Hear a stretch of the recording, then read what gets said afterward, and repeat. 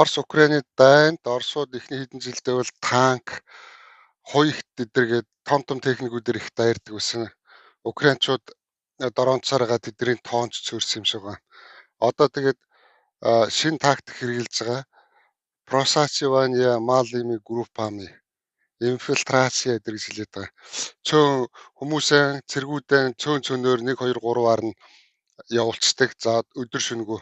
За чи нэг тосгон ижлээ гэтэл за тэр тоочч чинь тэр шүү гэд өдөр шөнөгүй явуулцдаг. Цөөн тооноор нь. Тэгээд тэд нар чинь цугларсаар ягаад нэг мэтгэд нь 2-7 хоногийн дараа ч юм уу нэг мэтгэл 50 60 цэрэг 100 цэрэг Орос цугларсан. Украинчууд дийлхэн болоод эргээд ухардаг. Тим тактик хэрэгжилж байгаа. Украинчууд яг нөгөөдүүлийн дрооноор хөөгөөд идэг. Тэгээ одоо та нар одоо харьцгаа болцгоо Украины нууцлагт дэвсгэр та нар юу хийж байгаа юм гээд тэгдэг юм шиг байна. Зарим нь бариад авдаг. Бариад авсан улсууд нь тэгээд одоо хоол ундгүй үүргэвчнээс өөр юм байхгүй 2 3 7 хоног байц улсууд чинь ядарсан ölсөн даарсал байдаг юм шиг байна.